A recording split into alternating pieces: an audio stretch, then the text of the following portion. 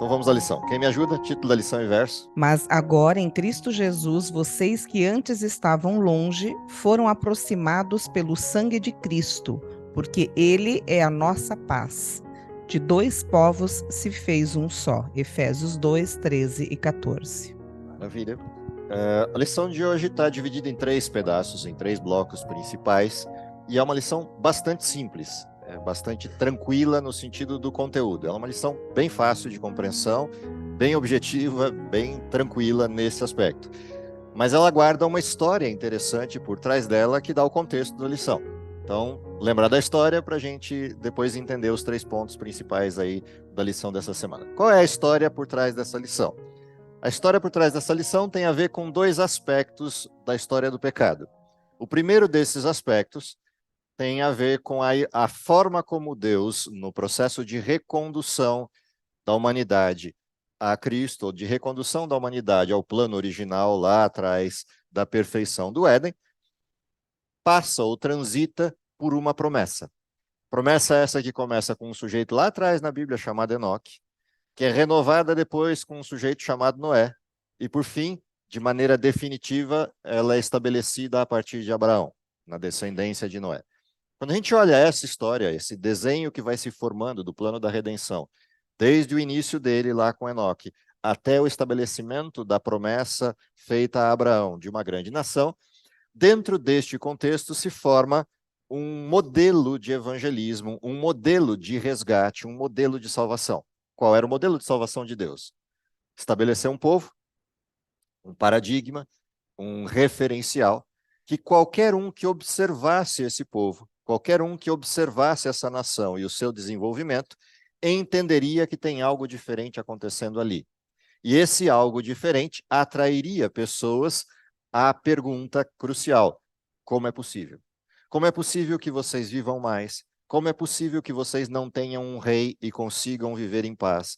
Como é possível que vocês tenham, num mundo de dificuldades como temos, prosperidade e continuidade dessa prosperidade em termos de estabilidade? Como é possível uma nação ajudar a todos e não sofrer com isso? Ou seja, perguntas que surgiriam desse paradigma estabelecido por Deus na promessa feita a Abraão.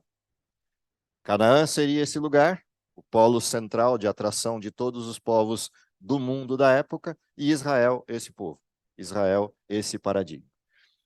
Plano esse que foi desenhado, desenvolvido por um tempo, mas entre os altos e baixos do povo de Israel, esse plano foi perdendo força, a tal nível de que Israel já não era o povo de atenção das nações, exceto pela atenção natural usual das guerras da época. Isso vai num alto e baixo até o cativeiro babilônico, e no retorno do cativeiro babilônico, Israel nunca mais foi a nação que Deus havia projetado. O resultado disso, quando Jesus vem, ele vem para cumprir a promessa de Abraão, a promessa de Noé, a promessa feita a Enoque. E, em medida mais ampla, a promessa feita a Adão, lá em Gênesis 3,15. Quando Cristo vem, deveria encontrar uma nação ávida da sua chegada, esperando que ele aparecesse. O que ele encontra é uma nação vivendo o seu percurso e ninguém esperando por Jesus, exceto Maria, porque não tinha alternativa, e José, porque não tinha alternativa. Todos os demais simplesmente ignoraram a presença de Jesus. O ministério de Jesus se desenvolve e a gente tem o fechamento desse ministério com o pior dos cenários ou o pior dos mundos.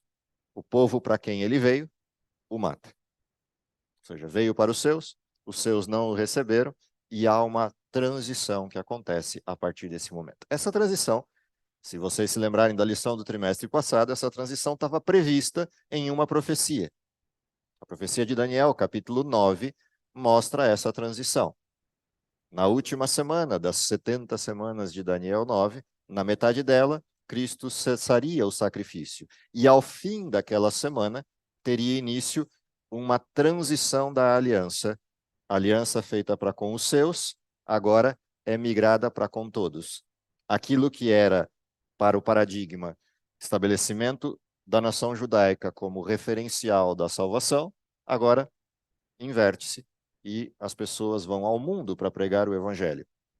Mateus 28 descreve a missão, Daniel 9 descreve essa transição, e Paulo, na estrutura da lição dessa semana, descreve o formato disso. Então, quando você olha, e isso vai estar tanto na lição dessa semana quanto na semana que vem, mas na lição dessa semana, o que a gente vê?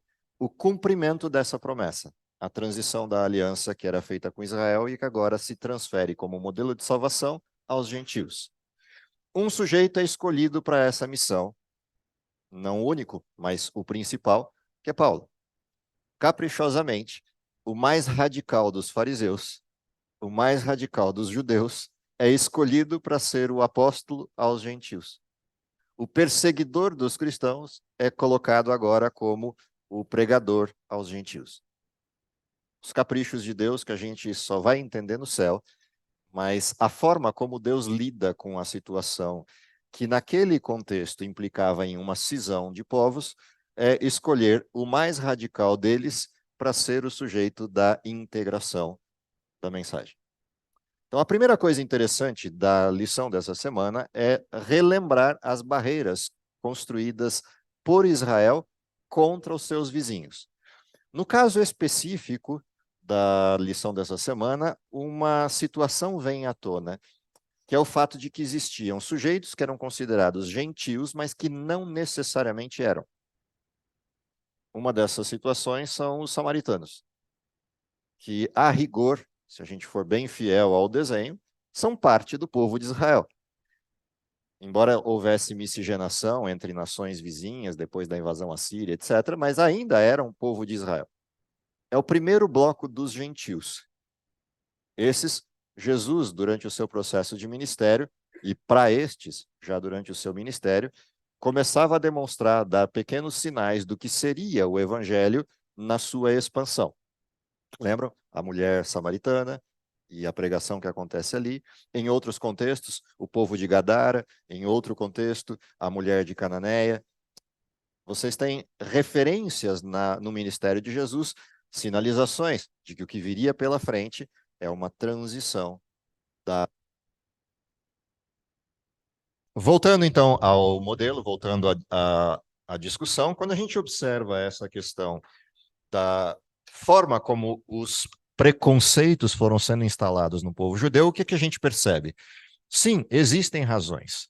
Se você vai ao povo de Gadara, o comportamento do povo de Gadara demonstrava isso, onde você podia imaginar estruturas como o povo judeu cuidando de porcos.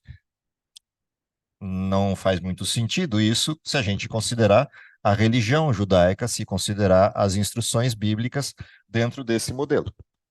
Ou seja, de alguma maneira, quando a gente olha para esses preconceitos, eles tinham causas, tinham fundamentos para aquilo existir. Onde está o erro da nação judaica? Não está no preconceito inicial, não está na causa inicial. O erro está na continuidade. E aqui vem o segundo aspecto importante da lição dessa semana. Ou seja, pode acontecer, pode haver situações em que há causas legítimas para a cisão. Existem causas legítimas para o distanciamento. Existem causas legítimas para a crítica, inclusive no sentido religioso doutrinal. O problema não é existir a causa, o problema não é identificar a causa, o problema é o que eu faço a partir dela. Aqui está o erro da nação judaica. O objetivo da formação de uma nação não era o desenho de um sectarismo barato ou de um distanciamento do povo de Israel de todas as demais nações, embora as instruções fossem para não haver miscigenação, para não haver contaminação no sentido de estrutura religiosa ou paganismo, mas o processo da nação judaica era, uma vez que vocês sejam o paradigma, todo aquele que procurar por você, o que você tem que fazer? Abraça, recebe, ensina e, se possível, migra para o mesmo modelo. Essa era a função do povo de Israel. Ao contrário disso, o que o povo de Israel passou a fazer. Com medo de voltar a um cativeiro babilônico, na fase inicial, com medo de serem contaminados por coisas que no passado já haviam acontecido com o povo de Israel, eles criaram uma blindagem de exclusão. E, portanto, as pessoas que vinham à nação judaica já não eram atraídas e recebidas. Elas eram atraídas e rechaçadas. E isso não fazia sentido. Quando Paulo começa a sua discussão a respeito das barreiras, ele relembra uma parte disso. Vocês viram na lição, havia na estrutura do templo construído por Herodes, obviamente, dentro do contexto, por instrução dos próprios sacerdotes e dos fariseus, havia um muro, uma espécie de muro, que separava até onde poderiam os gentios adentrar a estrutura do templo. Dali para frente, eles não eram bem-vindos, não eram bem recebidos. Então, imagina a situação. Para que existia o templo? Para que existia o templo de Israel? Qual era o motivo? Qual era o motivo real para o templo? Quando ele foi lá atrás construído. Não era adoração. Qual era o motivo? O motivo é: eu quero um lugar para morar no meio de vocês. Esse era o motivo. Para que existia o pátio do templo? Qual era o objetivo do pátio do templo? Todo aquele que em seu pecado percebe a sua condição, confessa o seu pecado a Deus e vai ao pátio do templo para receber o quê? Perdão. Portanto, qual era o objetivo do pátio? Perdão. Imagina você chegar no lugar cujo objetivo é perdão e você encontrar uma placa dizendo: você não é bem-vindo. Entendem a loucura que é isso? Se a gente entender o sentido do templo, não faz nenhum sentido aquilo que estava acontecendo ali. As pessoas que mais necessitavam de perdão eram aqueles que, pela própria cultura de Israel, recebiam um apontar de dedo dizendo: vocês são pecadores. Qual era o objetivo do templo? Todo pecador é bem-vindo no templo. O templo se tornou um lugar distinto disso. O templo se tornou um lugar de manifestação da fidelidade, da pureza e da condição de santidade daquele povo. E não o lugar para receber as pessoas no sentido de perdão. Portanto, alguma coisa precisava realmente ser feita para mudar isso. Essa é uma das razões pelas quais Jesus não era bem visto no templo. Com quem Jesus andava? E ele saía da mesa de um Mateus e ia pregar no pátio do templo. Um imundo entrando no templo. Percebe? Essas coisas provocavam, na condição do que era o farisaísmo da época e do que era o sacerdócio da época, provocavam antagonismo. Como Jesus atraía muita gente, chegando ao templo, muita gente adentrava, e não raras vezes, gentios e pessoas que não eram bem-vindas ali. Provavelmente Jesus nunca cruzou o muro atraindo essas pessoas, mas atraía. E ele cruzava o muro. E uma vez que ele fazia isso, a gente teria problema. Essas coisas todas estão por trás da narrativa de Paulo, quando ele começa a colocar essas questões de que a barreira de separação foi rompida e há um novo processo do Evangelho. O Evangelho é o mesmo, o objetivo é o mesmo, mas o método mudou. Uma vez que mudou o método, qual é a terceira coisa importante da lição dessa semana? A compreensão deste novo método, ou seja, qual é a nossa função dentro deste contexto. Então, migra 2000 anos na história, viemos para o nosso tempo agora. Qual é a nossa condição dentro dessa perspectiva do Evangelho? Percebe? Na perspectiva dos judeus, o Evangelho era de atração. Na perspectiva do modelo do cristianismo, o Evangelho é de prospecção. Ou seja, a gente vai ao mundo. Se a gente vai ao mundo para quê? Qual é o objetivo de Paulo ir para tudo que é canto? Qual é a mensagem que ele leva? Cristo e este? Só? Este ressuscitado. Com que convite? Qual é o convite? Primeiro convite, entrega. Qual era a função do templo? Qual era a função do pátio? perdão. Qual é o objetivo dessa missão de levar ao mundo uma mensagem de entrega? Entende o que é boa nova, o que é evangelho? Ele está levando o que para o mundo inteiro? Perdão. Cristo morreu e é necessário que você e eu saibamos disso, como gentios, porque existe o perdão. O perdão está disponível. E o perdão agora não precisa fazer com que você se locomova do lugar onde você está até o templo. O perdão veio até você. Esse é o primeiro convite. Qual é o segundo convite? Tornar um só povo. Portanto, qual é o convite? De fato, existem pessoas que aceitaram o evangelho e são seus irmãos. Quem crê e foi batizado se torna irmão. E irmão não tem distinção de cor, raça, credo. Um só povo. Entenderam a mensagem? Aquilo que estava atrelado à atração do templo, agora se espalha para o mundo inteiro. Portanto, quando eu vou para o mundo dizer que Cristo morreu, há perdão disponível e, portanto, há salvação, e faço um convite, vamos juntos para o mesmo lugar, o que essa pessoa precisa encontrar quando o convite é feito? O lugar onde existam pessoas vivendo assim. Esse é o método. Ou seja, quando eu vou para o mundo e conto que Jesus salvou e fez de todos um, a pessoa que passa a acreditar nessa boa notícia gostaria de encontrar aquele lugar. Esse tal paraíso perfeito, onde as pessoas são um. Portanto, qual é a responsabilidade do Evangelho? Todo aquele que faz o convite tem que ter o lugar para receber onde todos sejam um. Porque se isso não acontece, a pessoa acredita e quando chega encontra uma mentira. Ela encontra algo que não é real. A mensagem não produziu efeito naqueles que pregaram a mensagem, ou seja, a notícia é um fake.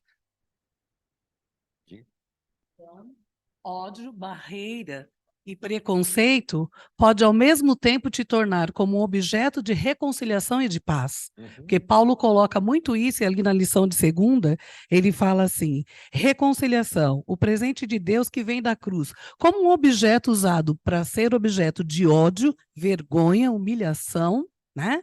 Ele pode depois promover dentro deste conhecimento com esse objeto que foi através da expiação, do sacrifício de Cristo, quando ele termina naquela profecia das 70 semanas, como que o santuário, junto com o sacrifício de Cristo, pode promover ao mesmo tempo tanto o ódio, tanta barreira e também te levar e promover a paz. Então é muito paradoxo. E a gente vê como Cristo, ele não é uma lógica para ser aceita simplesmente pela lógica, porque a redenção não foi usada como lógica, ela é símbolo de amor eterno.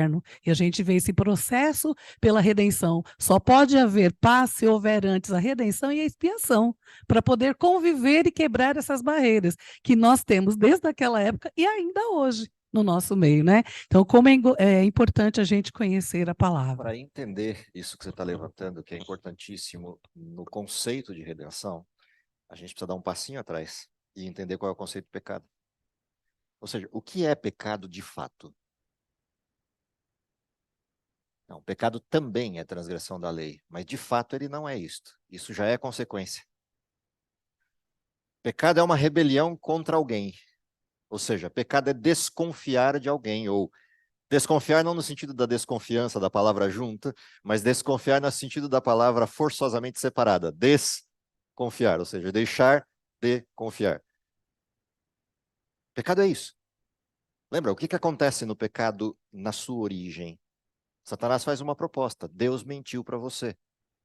Deus não quer concorrência. Deus não quer alguém que saiba o que ele sabe. E em lugar de Eva correr para Deus para perguntar o que está acontecendo, estão levantando essa dúvida sobre o Senhor. O que ela faz? Ela aceita a dúvida e desfaz de Deus. Pecado é isso. Tudo o resto é consequência. Ou seja, desobedecer a Deus é consequência disso. Então, quando eu falo pecado é transgressão da lei, isso já é secundário, não é primário. Para que eu descumpra a lei, é necessário que eu desconfie de quem deu a lei e julgue que a lei não é legítima. Portanto, quando a gente fala no processo da vergonha da cruz, O problema não está com a cruz. Então, quando você coloca lá, e é importantíssimo isso, como um símbolo de ódio desta ordem e de vergonha dessa ordem se torna no símbolo mais importante da paz e da reconciliação. O problema está com quem está nela. Quem está pendurado na cruz é inocente. Portanto, a demonstração de maior vergonha e ódio presente na cruz é colocar um inocente nela, e quem é culpado coloca o inocente. Ou seja, os judeus que eram culpados colocaram o inocente na cruz. A nação criada por Deus coloca o Deus que criou a nação pendurado na cruz. O detalhe é esse. E, portanto, isso mostra que não há limite para a salvação.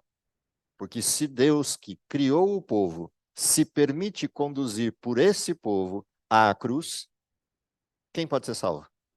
Qualquer um. Porque não tem nada mais odioso, mais ignominioso do que o próprio povo criado por Deus para ser salvação para todos, lembra? Isaías? Aquele povo que é criado para ser salvação para todo mundo, é o povo que destrói a salvação e escancara essa destruição para o mundo inteiro. Portanto, quem pode ser salvo? Qualquer um. Porque se este povo que fez isso pode ser salvo, qualquer um outro pode ser. Lembra, a salvação vem para os judeus. Então, se esse povo pode ser salvo por essa cruz, qualquer um pode. Este é o evangelho. Essa é a essência do evangelho. Daí a gente entende, então, por que não faz sentido a separação. Quando Paulo coloca os de longe e os de perto são unidos num mesmo evangelho, o que ele está dizendo? Se este, que fez tal nível de crueldade, pode ser salvo, este, que nem sabia, pode ser salvo. De quem é a responsabilidade da salvação? A responsabilidade da salvação é de todo aquele que crê. Ou seja, se eu aceitei o que Cristo fez por mim, qual passa a ser a minha responsabilidade? Fazer a mesma coisa. Daí a missão. Ide por todo mundo. Em primeiro lugar, fazendo discípulos. Por que é possível fazer discípulo? Porque quando eu chego e conto essa história, eu era um desgraçado, perseguidor de Cristo. E agora fui salvo por ele, porque ele, na minha condição de pecado, foi lá e me buscou e me colocou na condição de salvação. Qualquer um pode. Essa é a mensagem essencial do Evangelho, é contar isto para as pessoas. Se ele conseguiu me salvar, pode salvar você. Mas como assim? Eu sou um desgraçado pecador. Não é pior que eu.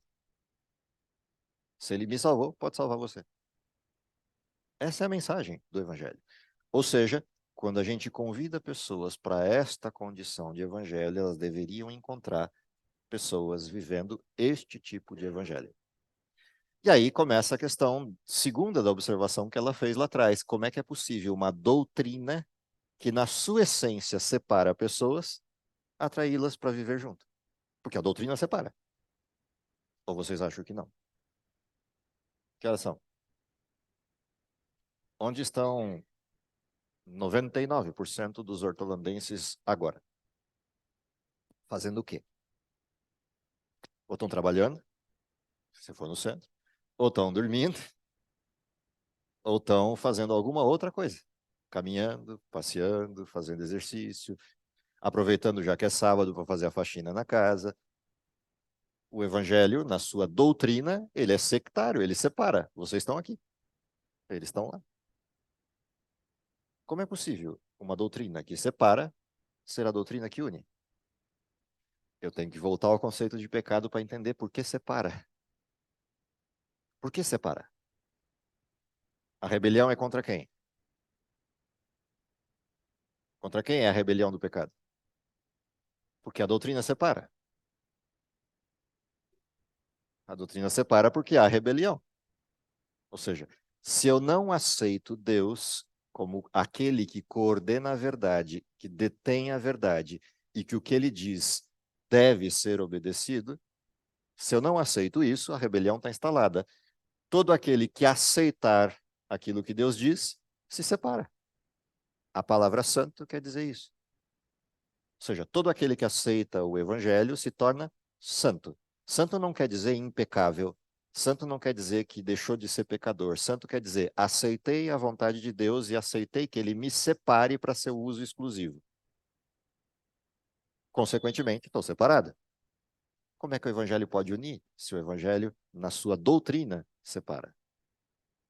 A união não está na doutrina. A união está no convite. Enquanto não se entende o convite, a doutrina é sectária. O problema é que se a gente leva a doutrina em lugar do convite, a gente está levando a separação em lugar da unidade. Ah, mas a doutrina não é importante? Sim, ela é importantíssima. Por isso a mensagem não termina aqui. Fazer discípulos, batizando-os e ensinando-os a guardar toda a verdade. São três coisas. Uma não isenta a outra, não elimina a outra, mas a primeira que eu levo é o convite. Por que alguém aceitaria ser discípulo se a doutrina separa? Ele aceita ser discípulo porque entendeu a cruz. Ele aceita ser discípulo porque entendeu o perdão. Ele aceita ser discípulo porque entendeu o convite. E entendendo o convite, a pergunta natural pós-convite qual é? O que queres que eu faça? Essa é uma pergunta natural. O processo de fazer não é natural. E Paulo descreve isso. O pecado que reside em mim é uma coisa que me move na direção contrária do que a minha mente pede. Com a minha mente quero servir a Deus, mas com o meu corpo vejo uma lei que me leva continuamente para o pecado. Então, o processo de seguir a verdade não é natural. Ele é antinatural, porque somos pecadores. Por isso, o processo inicial é a graça, por isso, o processo inicial é o convite, por isso, o processo inicial é a salvação. Porque é no poder de Cristo que esse processo se torna possível, porque não sou eu quem vive, é Cristo que vive em mim. Então, essa é a essência do Evangelho. Então, quando a gente olha para a lição dessa semana, como eu falei, a lição é simples, mas há um método que precisa migrar da fala de Paulo, do discurso de Paulo, para a vida do cristão. E esse método passa por eu entender o que significava o tempo, para eu entender o que o que produziu a separação, eu entender qual é o convite de Deus para quem vai executar a missão no contexto do cristianismo e entender que toda vez que eu fizer o convite, aquele que foi convidado espera encontrar no lugar do convite a existência daquilo que eu convidei. Ou seja, é a mesma coisa que eu convidasse alguém para vir comer em casa e a pessoa viesse na expectativa do quê? Vou brincar de novo. Me convida para comer lá na Terrinha Santa, lá de Belém, e o que eu espero que eu vou encontrar quando eu chego lá? Eles já sabem disso. O que eu espero é isso. Se não tiver, tem alguma coisa que faltou na expectativa. Se eu os convido para comer aqui em Hortolândia, o que vai ter? Pão de queijo. Não tem outra coisa que pode ter em Hortolândia. Brincadeiras à parte, entenderam a questão? Quando você tem um modelo de expectativa, tem que encontrar a expectativa resolvida. Então, se eu convidei para pessoas a virem aquilo que é o que Cristo fez, o que elas esperam encontrar. Pessoas que vivam isso. Minimamente vivam isso. Elas não esperam perfeição. Porque se você fez o convite direitinho, você disse para elas que você é mais pecador do que elas. Se você fez o convite direitinho, você explicou para elas que você não é perfeito. Se você fez o convite direitinho, você explicou que a perfeição é um dom de Deus e não meu. Mas elas esperam o quê? Encontrar pessoas que estejam conscientes disso e vivam isso. Vivam a busca constante da unidade. Vivam a busca constante da graça. Porque se isso não está acontecendo, houve alguma coisa de ruído na mensagem entre a fala e a prática. Por isso, qual é o contexto de fechamento da lição dessa semana? Existe na doutrina questões que são peculiares a quem já a vive e existe na doutrina coisas que são necessárias para todos. Quais são as peculiares para quem já a vive? Então vamos pontuar algumas delas. Quando a gente olha para o modelo bíblico e vê a mensagem de ordens feitas para o povo de Israel, existiam ordens que estavam ligadas à nação de Israel. Quais eram elas? Circuncisão. Era uma demarcação de uma separação de um povo. Mas não era só isso. O que mais a gente tinha de ordens? Tinham várias ordens de saúde, de alimentação, que eram ordens para o povo de Israel, não ordens gerais. Pergunta: essas ordens faziam sentido para os gentios, que não seriam nação judaica? Não, nenhum sentido. Mas havia ordens gerais, por exemplo, na saúde, e essas faziam sentido para todos. Quais ordens de saúde faziam sentido para todos? Se eu for a Levíticos, eu vou encontrar a distinção entre elas. Uma dessas ordens tem a ver com a alimentação cárnea, por exemplo. Quais carnes poderiam ser comidas e quais não? Essas eram ordens para o povo de Israel ou eram ordens gerais? É só olhar onde elas aparecem. Elas não aparecem em Levíticos 11, elas aparecem em Gênesis 6 e 7. O que significa que não eram para o povo de Israel. Elas já existiam antes e o povo de Israel as esqueceu durante o tempo no Egito. Então, Moisés vai lá e reproduz de novo aquilo que o povo de Israel esqueceu. Mas, por exemplo, haviam ordens para não comer carnes oferecidas a ídolos. Para quem eram essas ordens? Para o povo de Israel. O que acontece quando Paulo vai pregar aos gentios, e os gentios só têm um açougue, e o açougue está lá no mercado da deusa Diana? Qual é a ordem de Paulo para esse povo? Converso ao cristianismo neste contexto. Se você receber um judeu na sua casa, faz um esforço, ou não oferece carne, ou faz um esforço e vai buscar a carne no açougue judeu. Por que você vai provocar um judeu que veio à sua casa esperando encontrar graça e você vai provocá-lo naquilo que para ele é abominação? Percebe a coerência de Paulo ao pregar o evangelho? Aí eu, 2000 anos depois, pego essa mesma escrita de Paulo e aplico da seguinte forma. Tá vendo o que Paulo está dizendo aqui? Tá tudo liberado. Não, Paulo não disse isso. Paulo só disse o seguinte: tem regras que são aplicadas ao povo de Israel e tem regras que são aplicáveis a todos. Eu não preciso explicar para vocês de novo as regras que são aplicáveis a todos, elas estão na Bíblia. Mas eu preciso explicar para vocês quais regras são específicas para os judeus, e essas vocês não conhecem, eu preciso dizer. Percebe o que Paulo está fazendo? Está ensinando o comportamento ao mundo gentílico de como tratar seus irmãos judeus. Ora, se vocês foram tratados com preconceito, e já sentiram na pele o que é preconceito, então façam um esforço especial e não repitam a dose ao receber seus irmãos judeus. Por sua vez, quando os judeus vão receber gentios, o que Paulo vem e faz? Ali ele não alivia a mão, afinal de contas, ele é judeu. Ele, literalmente, como a gente diz hoje, desce o sarrafo e dá bronca nos judeus por tratarem de forma equivocada os gentios. E eu, 2000 anos depois, pego as broncas que ele deu nos judeus e quero aplicar de forma generalizada, como se Paulo fosse um sujeito que liberou tudo. O nosso problema, 2000 anos depois, é que a gente esquece de olhar o que aconteceu na história, de reproduzir o método e de trazer o método com a mesma estrutura de princípios para hoje.